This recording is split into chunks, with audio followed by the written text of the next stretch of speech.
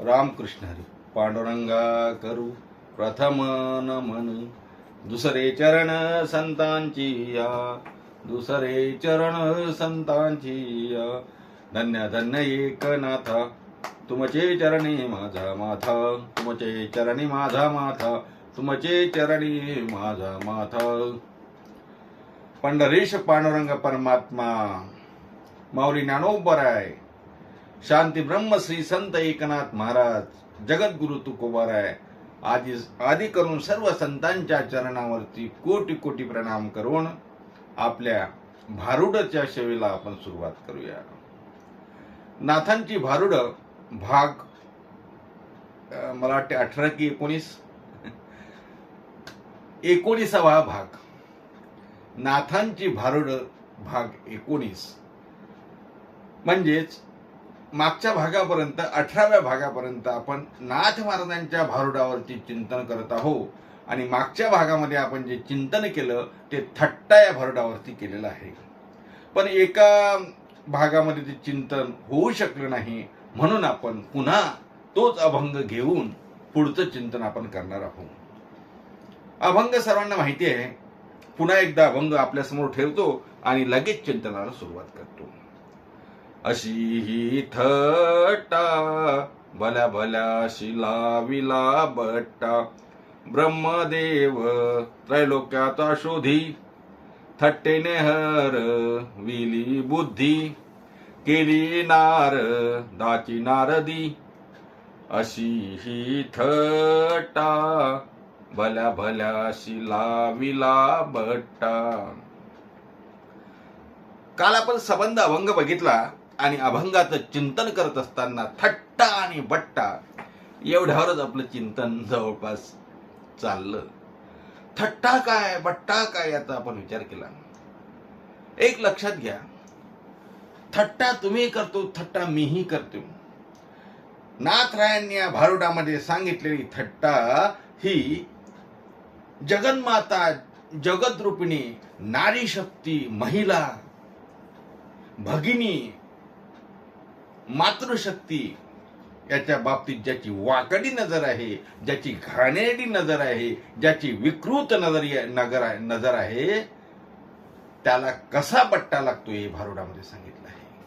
अत्यंत महत्वाचं हे भारुड आहे महाराज. आणि या काळामध्ये सर्वांनी या भारुडाचा विचार केला पाहिजे.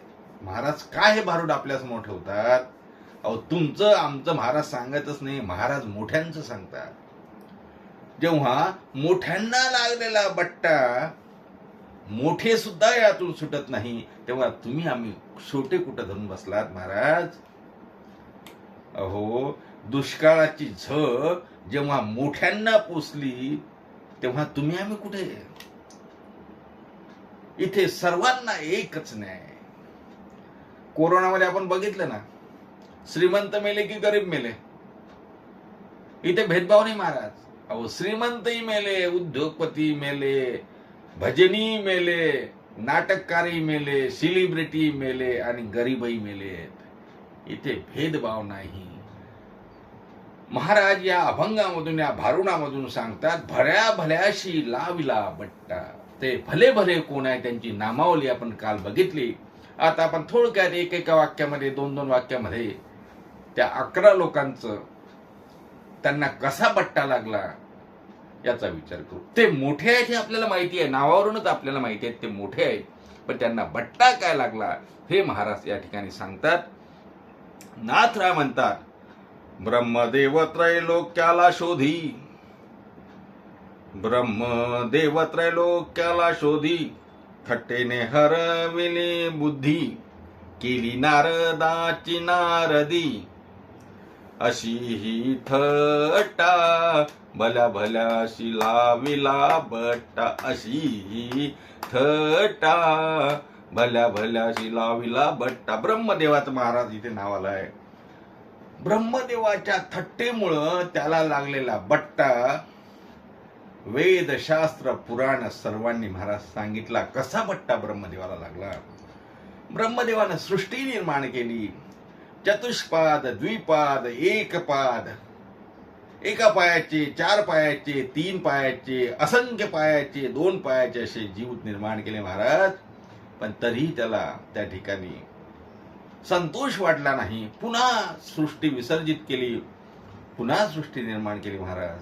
आणि तिथेही अनेक प्रकारचे प्राणी निर्माण केले, पण सुख लाभलं नाही. तिसऱ्या वेळेला ब्रह्मदेवाने सृष्टी निर्माण केली, मनुष्य जीवही निर्माण केला. आणि असं करत असताना तुम्हाला सांगू, ज्या ब्रह्मदेवाने वेद निर्माण केले, भगवंताच्या मुखातून निघालेले वेद ब्रह्मदेवाने तुमच्या आमच्या समोर आणले, त्या ब्रह्मदेवाने सृष्टी निर्माण केल्यानंतर त्या ठिकाणी काय झालं महाराज, स्वतःची सुंदर अशी कन्या बघून या ब्रह्मदेवाच्या बुद्धीला सुद्धा त्या ठिकाणी विसर पडला आणि कामासक्त झाला. मुलीच्या मागे धावला. त्याला कळलंच नाही आपली मुलगी आहे म्हणून. का सांगतो, ही जी थट्टा आहे ना, नारी शक्तीची थट्टा, नारी शक्ती ही फक्त भोगण्याचं साधन आहे, हे कुठंतरी किंचित ब्रह्मदेवाच्या मनात आलं महाराज. बट्टा लागला, ब्रह्मदेवाचा बट्टा लागला. किती बट्टा लागला माहिती आहे?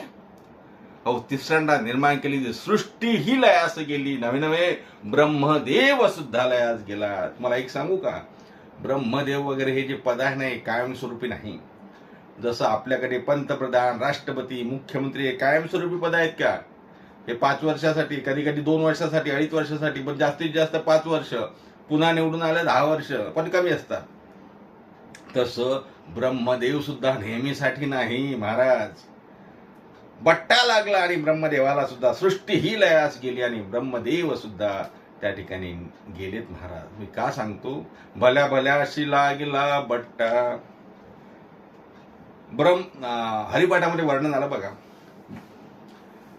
ब्रह्मियाचा गोवा कन्या अभिलाष, ब्रह्मियाचा गोवा कन्या अभिलाष, वेदे नाही ऐसे सांगितले, वेदे नाही ऐसे सांगितले, वेदे नाही ऐसे सांगितले. ब्रह्म्याचा गोवा कन्या अभिलाष, कन्याचा अभिलाष झाला महाराज. कोणाला हो? ब्रह्मदेवाला. मी मोठ्यांची गोष्ट सांगतो, ब्रह्मदेवासारख्याला जर असं व्हावं तर तुम्ही आम्ही कुठं लावले महाराज.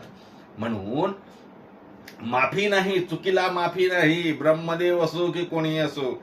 अर्थात पहिलं उदाहरण या ठिकाणी थट्टा या भारुडामध्ये नाथरायांनी ब्रह्मदेवाचं दिलं आणि दुसरं उदाहरण दिलं नारदाचं. आता मी सांगितली मोठ्यांची घटना आहे. नारद कोण हो? अहो, त्यांना देवर्षी ही पदवी आहे, देवर्षी नारद, भक्त राज नारद, ज्यांना दानवही मानायचे, मानवही मानायचे, देवही मानायचे, असुरही मानायचे, असे महान भक्त नारद. पण एकदा या नारदाच्या मनात असं आलं महाराज की आपल्यालाही कुठंतरी लग्न वगैरे व्हावं, आपल्यालाही बायको यावी. किती दिवस नुसतं आपण विना घेऊन फिरायचं, नारायण नारायण नारायण ना, चिपळ्या आणि विना घेऊन फिरता फिरता त्याच्याही लक्षात काय म्हणे, आयुष्यभर आपण या देवाचंच भजन करतो. ज्याचं भजन करतो तो तर 16,108 बायका घेऊन बसला आणि आपल्याला एकही नाही. मग काय करावं, बायको मिळावी ही इच्छा नारदाच्या मनात झाली महाराज. आणि भगवंताकडे गेलात द्वारकेला आणि भगवान श्रीकृष्णाला म्हणतात, कृष्णा मला बायको करावी असं वाटते रे. कृष्ण म्हणतात, मग ठीक आहे ना, बघतो तुझ्यासाठी एखादी सोयरी, नाही का? बघतो. म्हणजे कशाला बघावं लागते? 16,108 तुला आहेत ना, त्यातली एक दे. आता बघा, सांगा, भक्त राज देवर्षी नारद असं म्हणतात. बुद्धिभ्रष्ट झाली काही वेळापुरती, किंचितशी का होईना. भगवान श्रीकृष्णाला लक्षात आलं. भगवान श्रीकृष्ण म्हणतात, नारदा ठीक आहे ना, घे ना माझ्या 16,108 पैकी कुठलीही बायको घे, जा, जिथे मी नाही ती बायको घेऊन जा. नारद मुनी प्रत्येक महालात गेले. एका महालात गेले, भगवान श्रीकृष्ण त्या ठिकाणी जेवण करतात. कुठल्या महालात गेले, आंघोळ करतात. कुठे भगवंताची सेवा त्याच्या नायिका म्हणजे पत्नी करतात. प्रत्येक ठिकाणी वेगवेगळ्या भगवंताचं रूप आहे. कुठेही भगवंत नाही असं नाही. असं म्हणतात, अष्टनायिकेपैकी एका नायिकेकडे भगवान गेले, नारद मुनी गेले, तिथे मात्र कोणीच नाही. आणि कोणी नसल्यामुळं त्याला असं वाटलं की ही आपली बायको झाली. आणि मग महाराज परिणाम काय झाला, मला कथा लांबवायची नाही, मला फक्त बट्टा सांगायचा आहे. त्या ठिकाणी तिने शाप दिला. एका सरोवरामध्ये जाऊन नारद त्या ठिकाणी गेलेत. महाराज, नारदाच्या मनामध्ये विचित्र भावना आली, कामवासना निर्माण झाली. उडी मारल्याबरोबर नारद सुंदर झालेत, पण सुंदर नारद स्त्री रूपाला झाले. नारदाची नारदी झाली. भारुडामध्ये हेच सांगितलं, केली नारदाची नारदी अशी नव्हे थट्टा. हा, केली नारदाची नारदी, नारदाची नारदी, केली नारदाची नारदी अशी ही थट्टा. भल्या भल्याशी लाविला बट्टा अशी ही थट्टा. नारदाची नारदी झाली. महाराज सरोवरातून बाहेर आलेत. रूपवान, मुळातच नारद सुंदर होते दिसायला नारद, आणि स्त्री रूप धारण केलं, लांब लचक केस वगैरे. काय आता वर्णन काय करायचं तुमच्या समोर. नारदाची नारदी झाली. अभिमानामुळे झाली का कामासक्तीमुळे झाली? स्त्री रूपाविषयी वाईट भावना मनात आली आणि बट्टा लागला. महाराज बट्टा झाला. तिथून नारदाला बाहेर आल्यानंतर एकाशी लग्न करावं लागलं आणि 60 पोरं झाली. 60 पोरे झाली नारदाला, 60 पोरे झाली नारदाला. मी का सांगतोय महाराज, हे वर्णन लहानांचं नाही, छोट्या मोठ्यांचं नाही, तुमचं आमचं नाही. हे वर्णन मोठ्यांचं आहे. मोठ्यांचा मातेरा झाला ब्रह्मदेव आणि नारद. ही 2 उदाहरणं आपली झाली. या दोघांनाही स्त्री रूपाच्या बाबतीत हे भाळले. यांची विषय वासना जागृत झाली, यांच्याकडून थट्टा घडली आणि यांना कायमस्वरूपी बट्टा लागला. ब्रह्मदेवाला काय बट्टा लावला? नारदाची तर नारदीच झाली. नंतर नारदीचा नारद कसा झाला हे सांगायला मला वेळ नाही. अर्थात त्यानंतर पुन्हा काय झालं महाराज? 11 नावं सांगितलीत ना, आता आपले 2च झालीत. तेव्हा थट्टा दुर्योधनाने केली, थट्टा दुर्योधनाने केली, थट्टा दुर्योधनाने केली. पांचाळी सभे माझी आणली, पांचाळी सभे माझी आणली. गदा घाय मांडी फोडली, गदा घाय मांडी फोडली. अशी ही थट्टा, अशी ही थट्टा. भल्या भल्याशी लाविला बट्टा, भल्या भल्याशी लाविला बट्टा, भल्या भल्याशी लाविला बट्टा, भल्या भल्याशी लाविला बट्टा. महाराज, दुर्योधनाचा इतिहास तुम्हाला सर्वांना माहिती आहे. जुगारामध्ये ज्यावेळेला पांडव सर्व हरलेत, संपत्ती हरले, सर्व हरले, तेव्हा या दुर्योधनाने तुमची 5 मिळून एक असलेली पत्नी जे पांचळी आहे ना, ती लावा, डावावर ती लावा. जुगाराचा परिणाम बघा काय असतो महाराज. सर्वस्व गेलं, बायको सुद्धा लावावी लागली, तरी जुगार खेळायचा का? पुराणातली उदाहरणं महाराज काहीतरी घेण्यासाठी असतात, लक्षात घेतलं पाहिजे. या ठिकाणी दुर्योधनाने पांचाळीला म्हणजे द्रौपदीला डावावर लावायला सांगितलं. पांडव तयार नव्हते महाराज, पण सर्व हारले. आता तुम्ही आमचे मंडलिक झालात. तुमची बायको दुर्योधनाने दुःशासनाला आदेश दिला, जा दुःशासना, द्रौपदीला ओढत घेऊन ये. तुम्हाला सांगू, अहो द्रौपदी रजस्वला होती, म्हणजे पिरियड मध्ये होती. आणि त्या प्रसंगामध्ये दुःशासनाने द्रौपदीला भरभर ओढत आणलं. नुसतं ओढत आणलं नाही महाराज, वस्त्र धरून ओढत आणलं आणि दुर्योधनाच्या समोर उभं केलं. दुर्योधन काय म्हणतो माहितीये? द्रौपदी, अर्थात त्याची ती वहिनी होती. द्रौपदी, तुझे पती द्यूतामध्ये हरलेत, जुगारामध्ये हरलेत. आता तुला जे लागेल ते मी देईल. आता सोड या पांडवांना, तू माझी झाली. आणि धोतर वरती केलं, मांडी दाखवली आणि या मांडीवर बस असं द्रौपदीला त्या ठिकाणी दुर्योधनाने म्हटलं. महाराज, विडंबना झाली की नाही? थट्टा झाली, विडंबना झाली. त्या ठिकाणी दुर्योधनाने द्रौपदीचा अपमान केला, विडंबन केलं, अपमान केला, उपहास केला, निंदा केली, थट्टा केली. मांडी दाखवली, मांडीवर बस म्हणून सांगितलं. द्रौपदीने नकार दिला. दुःशासनाला आदेश दिला की वस्त्र त्या ठिकाणी तिथं सोड. कथा तुम्हाला माहिती आहे, महाभारतातली कथा आहे, मी जास्त विस्तारानं सांगणार नाही. भगवान श्रीकृष्णाने वस्त्र पुरवले वगैरे तुम्हाला माहिती आहे. कौरवी पांचाळी सभे माझी आणली, कौरवी पांचाळी सभे माझी आणली, वस्त्रे हरणे वस्त्र कैसी झाली माऊली, पांडुरंगे पांडुरंगे, कौरवी पांचाळी सभे माझी आणली. ही द्रौपदी सभेमध्ये ओढत आणली महाराज. वस्त्राला हात लावला, स्त्रीच्या वस्त्राला हात लावणे एवढं पाप नाही महाराज. द्रौपदीच्या वस्त्राला हात लावला, नजर वाईट केली. परिणाम काय झाला? या नारी शक्तीचं, जगदंबेचं रक्षण करण्यासाठी भगवान श्रीकृष्ण स्वतः आला. नव्हे स्वतः नाही आला, स्वतः येऊन वस्त्र पुरवायचे, तिने नेसायचे कधी, तोपर्यंत हा ओढेल ती नेसेल कशी? नाही नाही महाराज, देवाने अंबर अवतार घेतला म्हणजे वस्त्रच देव बनला. काय सांगावं महाराज, वस्त्र नाही वस्त्रे कैशी झाली माऊली. देवाने रक्षण केलं, पण दुर्योधनाला काय बट्टा लागला. काय झालं माहितीये ना, महाभारताच्या युद्धामध्ये भीमाने ज्या मांडीवर द्रौपदीला बस असं दुर्योधनाने म्हटलं होतं, ती मांडी गदेने फोडली. हा इतिहास आहे.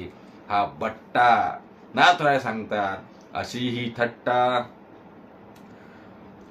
थट्टा दुर्योधनाने केली, थट्टा दुर्योधनाने केली, पांचाळी सभे माझी आणली, पांचाळी सभे माझी आणली, गदा गाये मांडी फोडिली, गदा गाये मांडी फोडिली, गदेनं मांडी फोडली महाराज. चुदा चिंदळ्या चिंदळ्या केल्या, चेंदा मेंदा केला. हो काय सांगायचं, मांडीचा चेंदा मेंदा केला. कशामुळे करावं लागलं हे? कशामुळे करावं लागलं? यांनी जी थट्टा केली, यांनी जे न करायचं ते जे केलं, स्त्री बाबतीत जे करू नये तो जो विषय केला महाराज, त्याचा परिणाम असा झाला की मांडी फोडून घेतली, जीव गमवावा लागला. अशी ही थट्टा, अशी ही थट्टा, भल्या भल्या अशी लाविला बट्टा, अशी ही थट्टा. नाही का? भल्या भल्यांना बट्टा लावला. आता आपण ब्रह्मदेवाला लागलेला बट्टा पाहला, नारदाला लागलेला बट्टा पाहला, दुर्योधनाला लागलेला बट्टा पाहला. का हो, तिघही नाव आपले काय लहान आहेत का? ब्रह्मदेव लहान आहे, नारद लहान आहे, दुर्योधन राजा आहे ना. असं काय करता? पराक्रमी आहे, राजा आहे, पण आपल्या चुकीमुळे नको ते करणारी थट्टा केली महाराज. परिणाम असा झाला, त्याला बट्टा लागला. म्हणून महाराज म्हणतात, अशी ही थट्टा, अशी ही थट्टा, भल्या भल्या शिला विला बट्टा. हे 3 उदाहरण झाल्यानंतर 4थं उदाहरण एकनाथ महाराज असं सांगतात, थट्टा गेली शंभो पाशी, कलंक लाविला चंद्राशी, थट्टा गेली शंभो पाशी, कलंक लाविला चंद्राशी, वाली. आपण मला कुठलं बघितलं आपण आता? गदाची बाई फोडिली, म्हणजे दुर्योधनाचं उदाहरण बघितलं नाही का?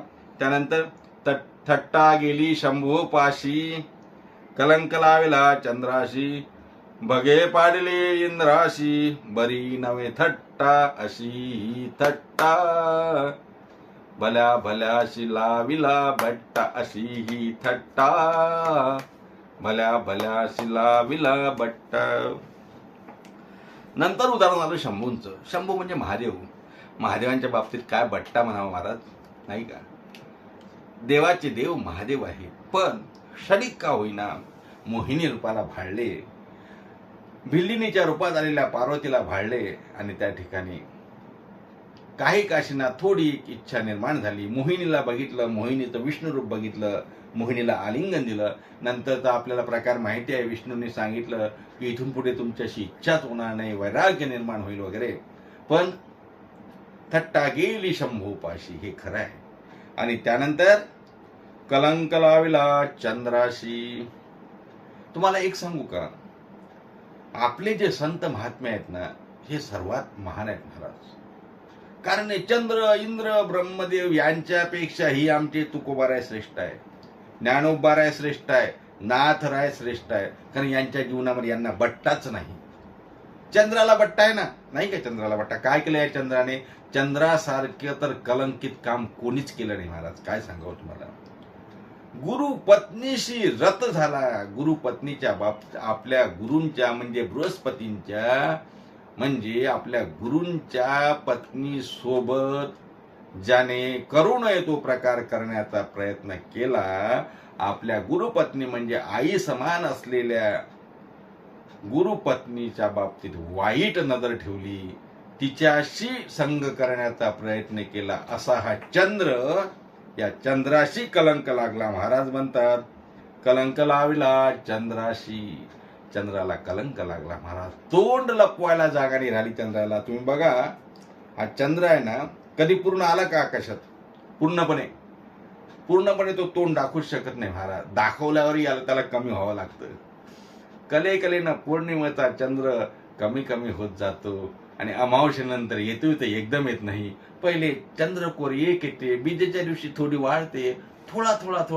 हे बघा, एखाद्याचं जर काही वाईट म्हणजे वाईट कृत्य हातून घडू नये ते घडलं म्हणजे तो काय करतो? एकदम घराच्या बाहेर निघत नाही. माहिती आहे ना आपल्याला. हळूहळू 4 दिवसांनी बाहेर निघल, मग आपल्या लॉबीत येईल, मग खाली येईल, मग थोडं प्रिमायसेस मध्ये येईल, मग कोणाची नजर नसली तर बाहेर जाईल, मग हळूचकून कोणाला तरी राम करण. आहे की नाही? तसं हा चंद्र अजूनही लाजतो, कारण त्याच्या हातून महात पाप घडलं. गुरुपत्नी संबंधानं त्याच्या मनामध्ये वाईट विचार आला महाराज. म्हणून नाथराय म्हणतात, थट्टा गेली शंभूपाशी, कलंक लाविला चंद्राशी. चंद्राला कलंक लागला. चंद्राला कलंक लागला. परिणाम काय झाला माहिती आहे का तुम्हाला? गुरुपत्नीशी असं वागल्यामुळं चंद्राला डाग पडला, कलंक लागला, चंद्र काळा झाला, चंद्र झाला काळा. परिणाम भोगावा लागला. चंद्राची बायको काय अशीच होती का इकडे तिकडे? चंद्राची बायको शशी सर्वात सुंदर, पण स्वतःची बायको सुंदर असतानाही दुसऱ्याच्या बायकोकडे बघणारा हा चंद्र, दुसऱ्याच्याच कशाला, स्वतःच्या गुरुच्या बायकोकडे म्हणजे गुरुपत्नीकडे, मातेकडे बघणारा हा चंद्र, यालाही सोडलं नाही. जगदंबेने याला सोडलं नाही, देवाने याला सोडलं नाही.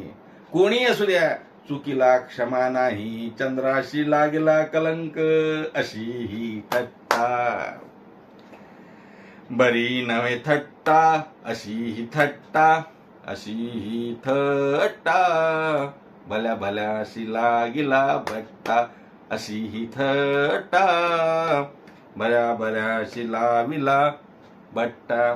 चंद्राचं उदाहरण झालं. आता हा इंद्र राजा आहे, देवांचा राजा. आता आपल्याला असं वाटते, आपले बोलू, आपले राजकारणी, आपले मंत्री, काय आपण ऐकतो ना. आता अलीकडे एक प्रकरण ऐकले की नाही, खासदार आमदाराचं, काही दबतात, काही वर येतात. हे झाले आपले राजे.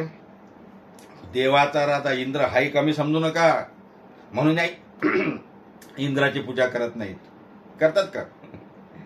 भगवान श्रीकृष्णाने तर फरमानच काढलं गोकुळात, इंद्राविंद्राची पूजा नाही, गोवर्धनाची पूजा करा. हा गोवर्धन आपल्याला पाऊस देतो, गोवर्धन आपलं रक्षण करतो. इंद्राची पूजा नाही का हो? याला बट्टा लागला या इंद्राला. काय केलं या इंद्राने? इंद्राजवळ एवढ्या बायका असताना या इंद्राने गौतम ऋषीची सुंदर पत्नी अहिल्या हिला बघितलं आणि तिच्याशी भोगण्यासाठी याने गौतम ऋषीचं सोंग घेऊन, रूप घेऊन गौतम ऋषीच्या आश्रमामध्ये गेला. गौतम ऋषी नदीवर स्नानाला गेले हे बघून अहिल्येशी म्हणजे गौतम ऋषीच्या बायकोशी नको ते करण्याचा प्रयत्न केला. या थट्टेचा परिणाम काय झाला? बट्टा लागला. केवढा बट्टा लागला माहिती आहे तुम्हाला? सांगू. महाराज एके ठिकाणी वर्णन करतात, अहो असं म्हणतात का 100 जन्म 100 यज्ञ केले, 100 यज्ञ केले की इंद्रपद मिळते. म्हणजे 100 यज्ञ करणारा या इंद्र याने असं कृत्य केल्यामुळं याला माफी नाही. याला काय झालं माहिती आहे का? याला 100 भग अंगाला पडली, म्हणजे 100 ठिकाणी जखमा झाल्या. महाराज वर्णन करतात एके ठिकाणी इंद्रा पडली भगे चंद्र झाला काळा, इंद्रा पडली भगे चंद्र झाला काळा, इंद्रा पडली भगे चंद्र झाला काळा, इंद्रा पडली भगे चंद्र झाला काळा. या इंद्राला भग पडली, इंद्रालाही त्याचं फळ मिळालं महाराज, चंद्रालाही फळ मिळालं. मी का सांगतो, मोठ्या मोठ्यांना सुटलं नाही तेव्हा मोठ्यांना जर सुटत नाही तर आपलं तर काहीच नाही.